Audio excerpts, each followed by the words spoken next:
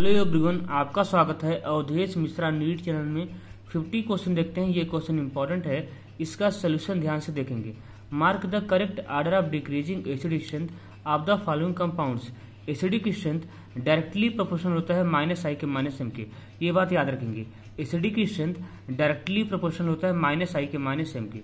OH सब में common है। NO2 क्या लगाता है? -i -m लगाता है। NO2 का -m स्ट्रांग लगता है -i से, ये एसिडिक स्ट्रेंथ को सबसे ज्यादा बढ़ाएगा।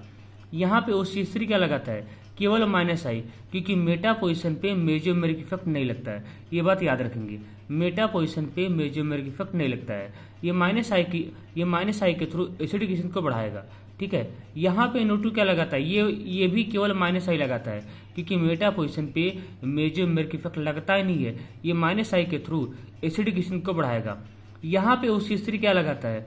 -i लगाता है और लोन पेयर की वजह से प्लसियम लगाता है। इसका प्लसियम स्ट्रांग लगता है -i से, यानी इसका डोमिनेटिंग क्या है? इसका डोमिनेटिंग प्लसियम है। इसका प्लसियम स्ट्रांग लगता है -i से, ये एसिडिक स्ट्रेंथ को सबसे ज्यादा कम कर देगा। तो ऑर्डर क्या होगा? बी वाले का सबसे ज्यादा होगा, क्योंकि यहाँ पे -m लग रहा है, ठीक है। फिर किसका होगा? फिर हो जाएगा डी वाले का। ये भी -i लगा रहा है, ये भी -i लगा रहा है। देखिए NO2 का -i स्ट्रांग लगता है उस CH3 के कंपेरिजन में, इसलिए बी के बाद डी वाला हो जाएगा। फिर सी वाला होगा, फिर सी वाला, ये भी तो -i लगा रहा है। इसके बाद हो जाएगा ए वाला, और सबसे लास्ट में हो जाएगा ई वाला। ई वाला का प्लसियम लग रहा है ना, ये एसिडिक स्ट्रेंथ को सबसे ज्यादा कम कर देगा। ये क्वेश्चन इंपॉर्टेंट है, इसको याद रखेंगे। क्या हो जाएगा? बी वाला, फिर डी वाला, फिर सी वाला, फिर ए वाला, फिर ई वाला। तो फोर्थ ऑप्शन सही हो जाएगा, ठीक। ये क्वेश्चन इंपॉर्टेंट है, याद रखेंगे। ये 48 क्वेश्चन देखते हैं। ये भी क्वेश्चन इंपॉर्टेंट है। Order of acidic strength of the following compound will be. Acidic strength directly proportional होता है -i के -m के, ये बात याद रखेंगे। OH सब में कॉमन है। NO2 क्या लगाता है? -i -m लगाता है। NO2 का -m स्ट्रांग लगता है -i से, ये एसिडिक स्ट्रेंथ को सबसे ज्यादा बढ़ाएगा।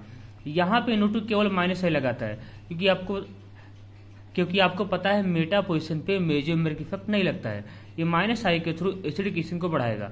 यहाँ पे CH3 क्या लगाता है? ये प्लस H लगाता है और +i लगाता है। इसका +H स्ट्रांग लगता है +i से, ये एसिडिक स्ट्रेंथ को कम कर देगा। तो ऑर्डर क्या हो जाएगा? सी वाला, क्योंकि यहाँ पे इसका -m डोमिनेटिंग है। फिर हो जाएगा डी वाला, फिर हो जाएगा बी वाला, फिर हो जाएगा ए वाला। तो सी डी हो जाएगा, फिर बी हो जाएगा, फिर हो जाएगा। फर्स्ट ऑप्शन सही हो जाएगा, ठीक है। ये भी क्वेश्चन इंपॉर्टेंट है। 47 क्वेश्चन देखते हैं।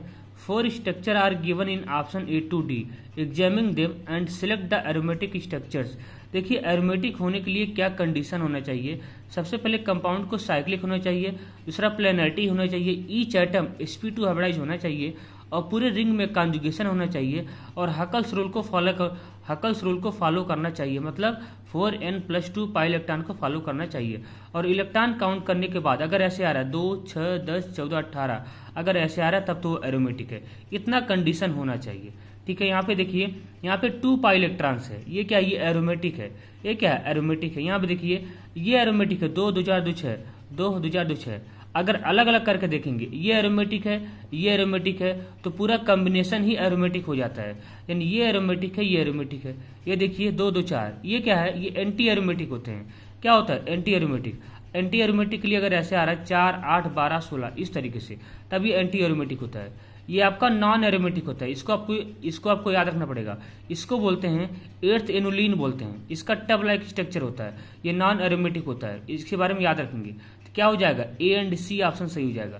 A एंड C इसमें है कहीं पे A एंड C, हाँ A एंड C क्या हो जाएगा? फोर्थ ऑप्शन सही हो जाएगा, ठीक। 58 क्वेश्चन देखते हैं। Tautomerism is not observe in. देखिए टाटोमेरिज्म वही नहीं ऑब्जर्व करेगा, टाटोमेरिज्म वही नहीं एग्जिबिट करेगा जिसके पास नंबर ऑफ अल्फा हाइड्रोजन नहीं होगा। फंक्शनल ग्रुप से अटैच कार्बन को बोलते हैं alpha carbon. Alpha carbon must be sp3 hybridize होना चाहिए। अल्फा कार्बन से जो भी हाइड्रोजन अटैच होता है उसको बोलते हैं अल्फा हाइड्रोजन, ठीक। ये है आपका फंक्शनल ग्रुप है, ये अल्फा कार्बन है, ये अल्फा कार्बन है, sp3 हाइब्रिडाइज है, इसके पास अल्फा हाइड्रोजन है, ये टाटोमेरिज्म एग्जिबिट कर जाएगा। यहाँ देखिए ये है आपका फंक्शनल ग्रुप है, ये अल्फा कार्बन है, इसके पास 3 अल्फा हाइड्रोजन है, ये भी टाटोमेरिज्म एग्जिबिट कर जाएगा। ये है आपका फंक्शनल ग्रुप है, ये अल्फा कार्बन है, sp3 हाइब्रिडाइज है, लेकिन इसके पास कोई अल्फा हाइड्रोजन नहीं है, इसलिए ये टाटोमेरिज्म एग्जिबिट नहीं कर पाएगा। क्या हो जाएगा? फोर्थ वाला ऑप्शन सही हो जाएगा। यहाँ देखिए ये तो ऑलरेडी टाटोमेराइज फॉर्म में है, ये तो ऑलरेडी टाटोमेराइज फॉर्म में है। ठीक है, इसको मानिए x, इसको मानिए y, इसको मानिए z मानिए। ठीक है, इसको देखिए, इसको मानिए x, इसको y, इसको z। अब देखिए, अब आप क्या करेंगे, इस डबल बॉन्ड को यहाँ पे लाना है और इस हाइड्रोजन को यहाँ पे लाएंगे, ये हो जाएगा इस तरीके से। अब ये है फंक्शनल ग्रुप है, ये अल्फा कार्बन, इसके पास 2 अल्फा हाइड्रोजन है। ठीक है, ये भी टाटोमेरिज्म एग्जीक्यूट कर जाएगा, ये ऑलरेडी टाटोमेराइज फॉर्म में है। ठीक है, क्या हो जाएगा, फोर्थ ऑप्शन सही हो जाएगा। ठीक, 59 क्वेश्चन देखते हैं, which of the following is not soluble in NaOH solution. देखिए NaOH सोल्यूशन में वही नहीं सॉल्युबल होगा जिसके पास नंबर ऑफ अल्फा हाइड्रोजन नहीं होगा। NaOH सोल्यूशन में वही नहीं सॉल्युबल होगा जिसके पास नंबर ऑफ अल्फा हाइड्रोजन नहीं होगा। देखिए ये है फंक्शनल ग्रुप है, ये अल्फा कार्बन है, इसके पास 1 अल्फा हाइड्रोजन है, ये NaOH सोल्यूशन में सॉल्युबल होगा। देखिए ये है आपका फंक्शनल ग्रुप है, ये अल्फा कार्बन है, इसके पास 2 अल्फा हाइड्रोजन है, ये NaOH सोल्यूशन में सॉल्युबल हो जाएगा। ये है आपका फंक्शनल ग्रुप है, ये अल्फा कार्बन है, इसके पास 1 अल्फा हाइड्रोजन है, ये भी NaOH सोल्यूशन में सॉल्युबल हो जाएगा। ये नहीं होगा, ये है आपका फंक्शनल ग्रुप है, ये अल्फा कार्बन है, अल्फा कार्बन sp2 हो गया। ठीक है, sp2 हो गया, इसके पास कोई भी अल्फा हाइड्रोजन नहीं है, इसलिए ये NaOH सोल्यूशन में सॉल्युबल नहीं होगा। क्या हो जाएगा, बी ऑप्शन सही हो जाएगा। ये भी क्वेश्चन इंपॉर्टेंट है। ठीक, 57 क्वेश्चन देखते हैं, यूरिया मॉलिक्यूल एग्जिबिट आइसोमेरिज्म। करेगा कौन करेगा, चेन करेगा, पोजीशन करेगा, ज्योमेट्रिकल करेगा, टाटोमेरिज्म करेगा। याद रखेंगे इसमें हो जाएगा फोर्थ ऑप्शन सही हो जाएगा, फोर्थ ऑप्शन सही हो जाएगा, टाटोमेरिज्म करता है। देखिए टाटोमेरिज्म एग्जिबिट करने के लिए ये कंडीशन होना चाहिए, x डबल बॉन्ड y और z होना चाहिए। देखिए z के पास हाइड्रोजन होना चाहिए, क्या कर रहा हूँ, z के पास हाइड्रोजन होना चाहिए, न कि z हाइड्रोजन होना चाहिए। z के पास हाइड्रोजन होना चाहिए, न कि z हाइड्रोजन होना चाहिए। और z क्या होना चाहिए, या तो कार्बन हो, या तो ऑक्सीजन हो, या तो नाइट्रोजन हो। इसके पास हाइड्रोजन होना चाहिए, न कि ये हाइड्रोजन होना चाहिए।